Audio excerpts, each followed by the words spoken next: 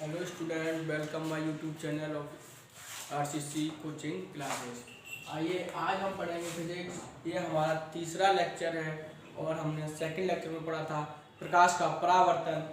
अब देखते हैं जो परावर्तन है वो किस में होता है, कि दर्पण में होता है या लेंस में होता है। जो हमारा परावर्तन है वो दर्पणों में होता है। तो आइए देखते हैं जो प्रकाश का दर्पण, जो हमारे दर्पण है कितने प्रकार के होते हैं, प्रतिबिंब भी हैं, ये प्रतिबिंब कितने प्रकार के होते हैं। तो सबसे पहले हम पढ़ेंगे प्रतिबिंब के बारे में। देखते हैं जो प्रतिबिंब है क्या। तो सबसे पहले हम हेडिंग डालेंगे प्रतिबिंब। इसको बोलते हैं इमेज।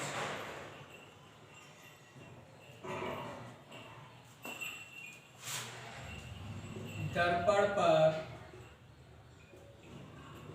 बनने वाली वस्तु की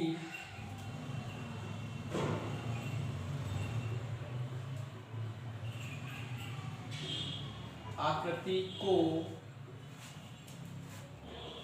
प्रतिबिंब कहते हैं।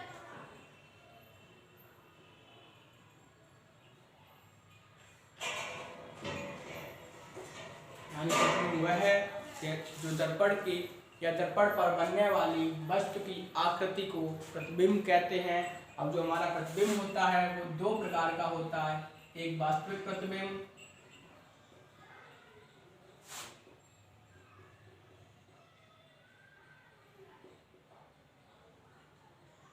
और दूसरा होता है आभासी प्रतिबिंब।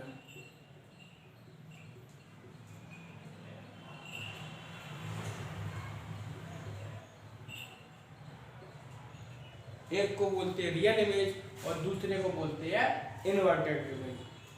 सबसे पहले हेडिंग डालेंगे वास्तविक प्रतिबिंब।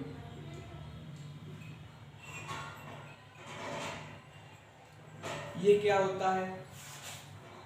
वस्तु से चलने वाली प्रकाश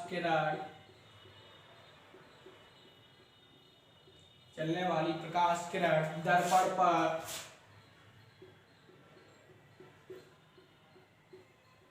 परावर्तन के पश्चात किसी दूसरे बिंदु पर वास्तव में मिल रही हों। ऐसे प्रतिबिंब को हम वास्तविक प्रतिबिंब कहते हैं। यानी कोई वस्तु है जो दर्पण के सामने रखी हुई है, उस वस्तु से चलने वाली प्रकाश किरण दर्पण पर, पता है ना, जो हमारा दर्पण है उसमें परावर्तन होता है। दर्पण पर परावर्तन के पश्चात किसी दूसरे बिंदु पर वास्तव में मिल रही हो, ऐसे प्रतिबिंब को बोलते हैं वास्तविक प्रतिबिंब। इसका फोटो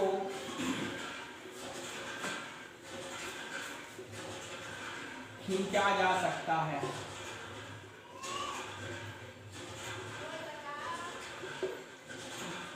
नंबर 2, आभासी प्रतिबिंब। इसको बोलते हैं वर्चुअल इमेज। वस्तु से चलने वाली प्रकाश किरण दर्पण पर परावर्तन के पश्चात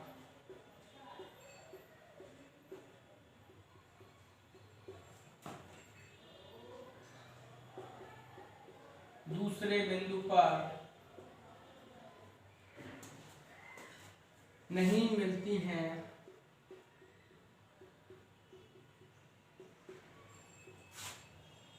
बल्कि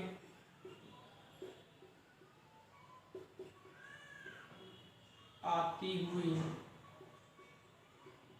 प्रतीत होती हैं।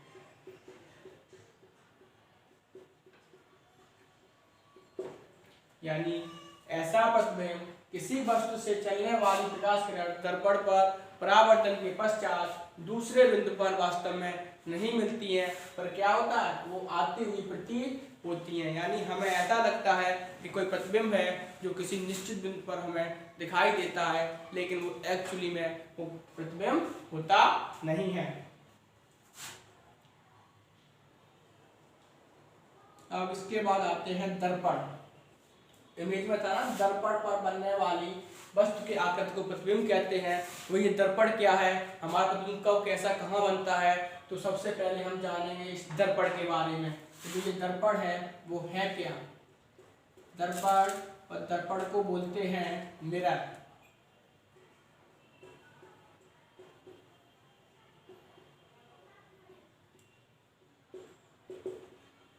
जो दर्पण है वो हमारा एक ऐसा पारदर्शी माध्यम है जिसके एक भाग पर पॉलिश या कलई होती है और दूसरे भाग को पॉलिश करके या कलई करके दूसरे भाग को हम परावर्तक तल बना देते हैं। जिससे क्या होता है, किसी का चेहरा है, अगर उसका इमेज बनता है तो उसके चेहरे से निकलने वाली प्रकाश किरण जब उस शीशे पर पड़ती हैं तो शीशा या दर्पण उस पर क्या होता है, परावर्तन। तो परावर्तन के पश्चात वो उसी माध्यम में लौट जाती हैं। तो इसी कारण जो हमारा प्रतिबिंब होता है वो बनता है।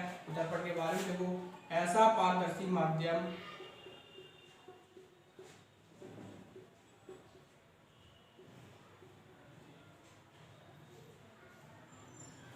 जिसके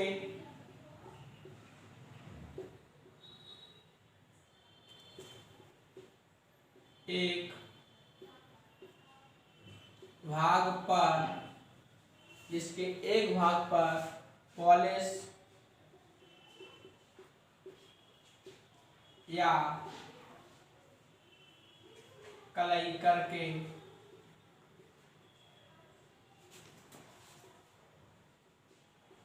दूसरे भाग को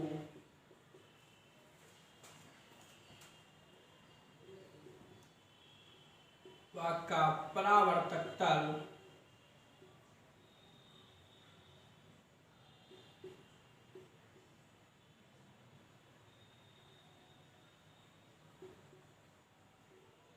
बना देते हैं। इसे ही हम बोलते हैं मिरर। अब जो हमारे मिरर होते हैं या दर्पण होते हैं वो दो प्रकार के होते हैं। नंबर 1 समतल दर्पण, इसको बोलते हैं प्लेन मिरर।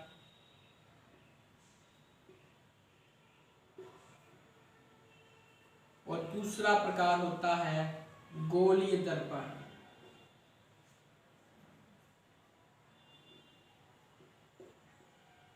इस पे है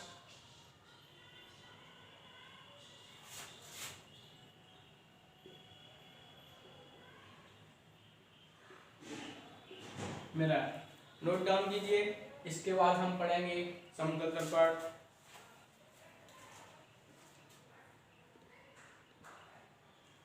अब हम पढ़ेंगे समतल दर्पण के बारे में। तो हम हेडिंग डालेंगे समतल दर्पण, इसको हम बोलते हैं प्लेन मिरर। यानी इसके बारे में लिखेंगे, ऐसा दर्पण जिसका परावर्तक तल समतल हो, ऐसे दर्पण को हम बोलते हैं समतल दर्पण। जैसे ले लो, ये है हमारा समतल दर्पण जिसका क्या है, एक भाग समतल है और दूसरे भाग पर हमने पॉलिश या कलई की हुई है। इसकी वजह से क्या हो सके, हमारे दर्पण पर प्रतिबिंब वो परावर्तन हो सके। अगर हम कलई नहीं कराएंगे तो दर्पण होता है वो हमारा एक पारदर्शी माध्यम होता है। अगर कोई भी प्रकाश रे लाइट रे आएगी तो वो क्या होगी, उस माध्यम से पार हो जाएगी, तो हमारा इमेज नहीं बनेगा। इसलिए हम क्या करते हैं, कांच के एक भाग पर हम कलई या पॉलिश कर देते हैं, जिसकी वजह से उसका जो दूसरा भाग होता है वो परावर्तक तल पृष्ठ बन जाता है, जिस पर हमारा इमेज बनता है। तो माना ये हमारा जो दर्पण आपको दिख रहा है ये एक समतल दर्पण है, इसके एक भाग पर हमने कलई या पॉलिश कर दी हुई है और दूसरा भाग है वो हमारा परावर्तक तल है, जिस पर क्या आएगी, जो भी हमारी लाइट रे आएगी वो उस पर परावर्तन होगा और परावर्तन के पश्चात वहाँ पर उसका इमेज बनेगा। तो जो इसके बारे में जानते हैं इसकी क्या विशेषताएं होती हैं। जो समतल दर्पण होता है उसका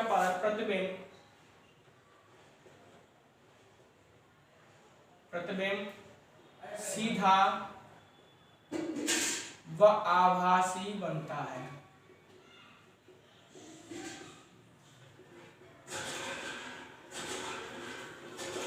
अब समतल दर्पण का तो हम रोज ही करते हैं, जैसे अपने घरों में होते हैं दर्पण, जिसका हम लोग सुबह सुबह यूज करते हैं, स्कूल जाते हैं तो चेहरा भी देखते हैं, क्या कहीं भी जाओ तब भी हम चेहरा तो देखते ही हैं। जो हमारे घरों में जो दर्पण यूज होता है वो यूज होता है, उसको ही बोलते हैं समतल दर्पण। उस पर क्या होता है, एक तरफ उसके पीछे कलई या लाल या नीली कैसी भी कलई हो और जिससे क्या होता है हमारा उसका प्रतिबिंब बनता है। उस जो हम देखते हैं उसमें क्या होता है, वही हमारा सीधा ही चेहरा बनता है। जब हम उसमें देखते हैं तो प्रतिबिंब जो समतल दर्पण है उसका जो प्रतिबिंब है वो सीधा व आभासी बनता है। नंबर 2, प्रतिबिंब का आकार है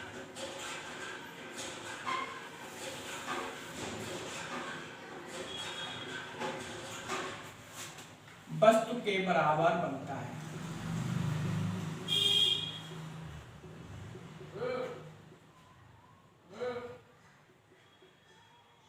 यानी हम कह सकते हैं जितना आकार हमारे वस्तु का होगा उतना ही आकार हमारे प्रतिबिंब का होगा। नंबर 3, अब मान लो अगर हमें मिरर की हाइट निकालनी हो, किसी ऑब्जेक्ट की हाइट दे रखी है, अगर हमें मिरर की हाइट निकालनी है तो उसका भी फॉर्मूला होता है। तो हम लिख सकते हैं height of the mirror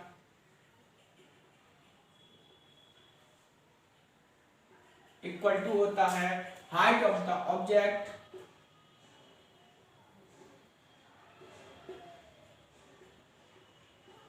upon 2। इससे हम दर्पण की ऊंचाई भी निकाल सकते हैं। अगर कोई मान लो h ऊंचाई या h लंबाई का कोई व्यक्ति है तो उसको अपना प्रतिबिंब देखने के लिए कितनी ऊंचाई का दर्पण लेना पड़ेगा। तो हम जो दर्पण है उसकी हाइट हम इस फॉर्मूले के अकॉर्डिंग निकाल सकते हैं। नंबर 4, जो प्रतिबिंब होता है, प्रतिबिंब दर्पण से उसी दूरी पर बनता है जितनी दूर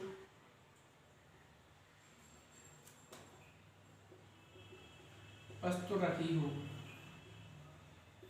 यानी हम सीधी सी भाषा में कह सकते हैं जो हमारी वस्तु है वो दर्पण से जितनी दूरी पर रखी है उतनी ही दूरी पर हमारी प्रतिबिंब है वो दर्पण के पीछे बनेगा। माना जैसे हमारा दर्पण है, इस यही है हमारा समतल दर्पण, यहाँ मान लो कोई एक आदमी खड़ा हुआ है,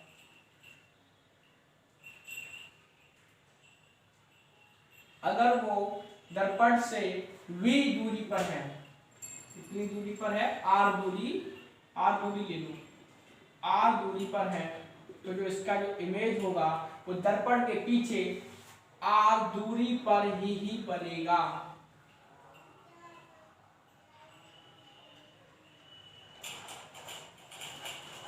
यानी दर्पण से जितनी दूर हमारी वस्तु होगी उसकी दूरी और दर्पण की दूरी बराबर होगी।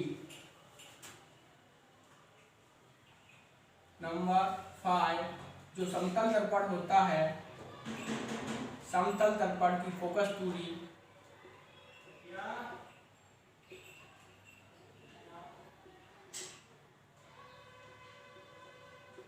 अनंत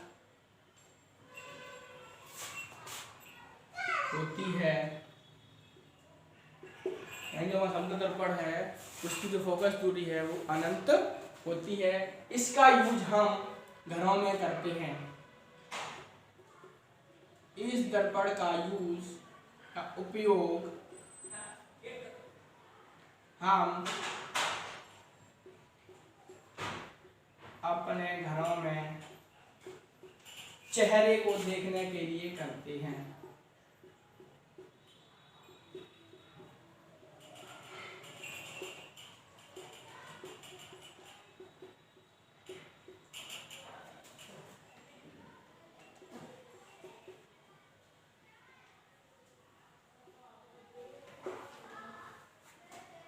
अब इसके बाद आता है नंबर दूसरा, जो हमारा दूसरे प्रकार का जो हमारा दर्पण होता है उसको बोलते हैं गोलीय दर्पण।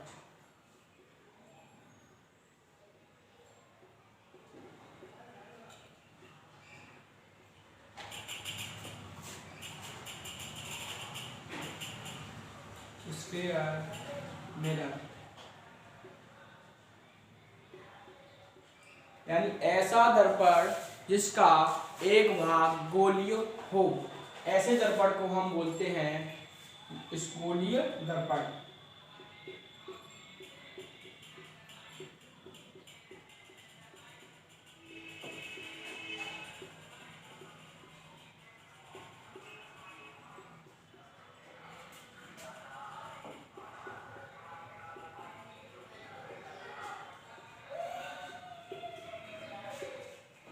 अर्थात या हम दूसरे भाषा में इसको कह सकते हैं, एक कांच का खोखला गोला लें और उस खोखले गोले को हम उसके सेंटर से आधा आधा काट दें।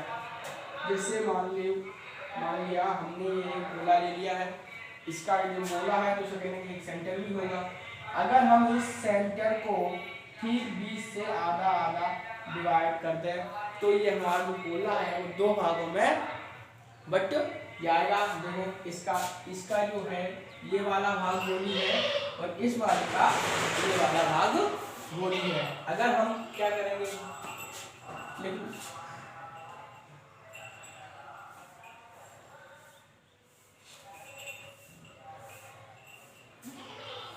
हमने इस गोले के दोनों भागों को अलग अलग किया था, उनको बना लिया है।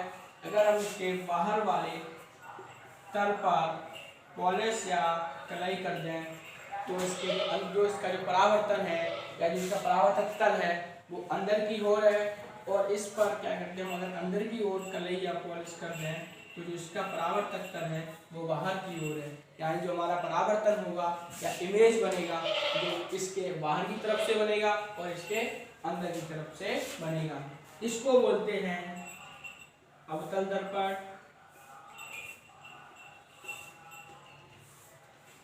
और इसको बोलते हैं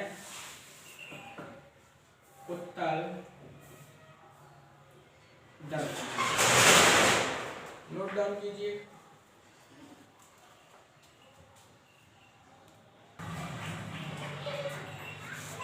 आज की क्लास में बस हम इतना ही पढ़ेंगे। अगर आपको हमारी क्लास अच्छी लगी हो तो लाइक कमेंट एंड शेयर कीजिए, और अगर आप हमारे चैनल पर नए हैं तो हमारे चैनल को आप सब्सक्राइब भी कीजिए और बेल आइकन को भी दबाइए, जिससे हमारे आने वाली नई क्लास के बारे में आपको सबसे पहले आवाज़ हो सके।